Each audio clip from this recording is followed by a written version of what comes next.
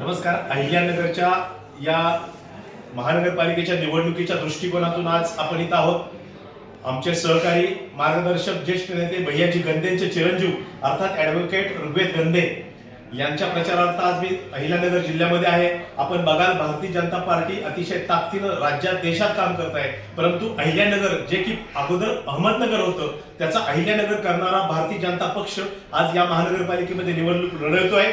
एक नव युवा नेतृत्व, उमद नेतृत्व अर्थात ऋग्वेदजी गंदे साहेबांचं, भैयाजी गंदे साहेबांचे हे चिरंजीव ऋग्वेदजी गंदेचं शिक्षण आपण बघाल, हे BBA आहेत, MBA आहेत, नवे तर LLB आहेत, LLM आहेत. असा उच्च विद्या विभूषित असा नवा युवक, तडफदार युवकाचं नेतृत्व असणारे ऋग्वेदजी गंदे यांचं चिन्ह आहे कमळ. आणि संपूर्ण अहिल्यानगर महानगरपालिका क्षेत्रातला हा असा एक वैशिष्ट्यपूर्ण असा मतदारसंघ आणि असा चेहरा आहे, त्याला आपल्याला ताकदीने निवडून द्यायचं आहे. नवे तर भारतीय जनता पार्टी आणि युतीच्या माध्यमातून अहिल्यानगरच्या निवडणुका सुरू आहेत.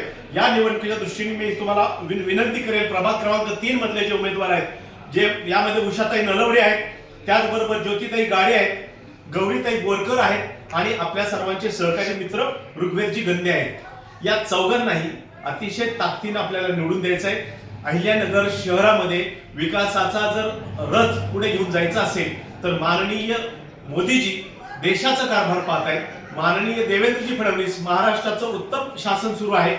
याच धर्तीवर अहिल्यानगरचा विकासाचा हा रथ पुढे न्यायचा असेल तर आपल्याला भारतीय जनता पार्टी आणि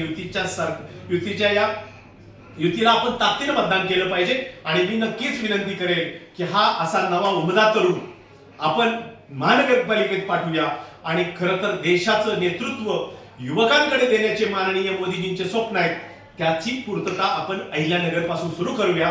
पुन्हा एकदा विनंती करतो, ऋग्वेदजी गंदे यांचं चिन्ह आहे कमळ.